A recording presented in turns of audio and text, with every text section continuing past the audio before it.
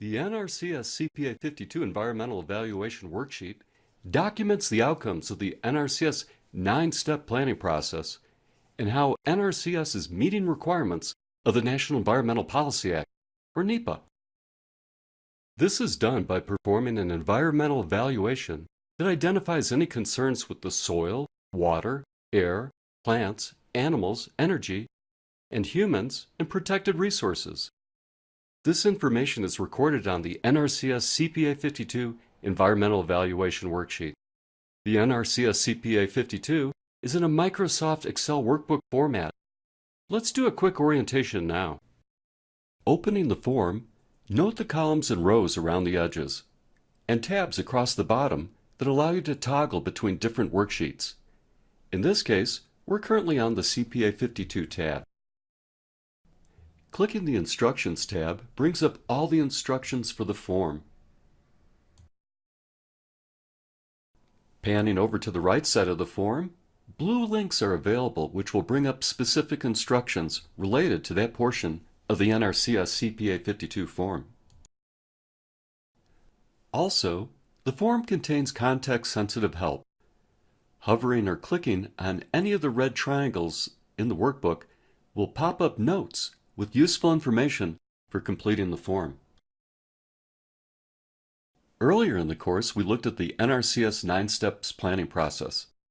The outcomes of the planning process are documented on the NRCS CPA 52. Let's see how 7 of the 9 steps, phases 1 and 2, mesh with the NRCS CPA 52. In phase 1, collection and analysis, the first step is to identify problems and opportunities. This is documented on the NRCS CPA 52 in Section E, Need for Action. The second step, Determine Objectives, is documented in Section D, Client's Objectives. The third and fourth steps, Inventory Resources and Analyze Resource Data, are documented in Benchmark Conditions for both Section F, Resource Concerns, and in Section G, Special Environmental Concerns. In Phase 2, Decision Support, the fifth step, Formulate Alternatives, is documented in Section H, Alternatives. These are the alternatives that contain one or more conservation practices that address some or all of the resource concerns documented in Sections F and G. Step 6 of the planning process, Evaluate Alternatives, is where the alternatives from Section H are evaluated for their impacts to benchmark resource and special environmental concerns. These are documented in Section I, Effective Alternatives, and in Section J, Impacts to Special Environmental Concerns. Step 6 continues with the evaluation of Section H alternatives all the way through Sections K and L. In Step 7, Make Decisions, one of the Section H alternatives is selected by the client.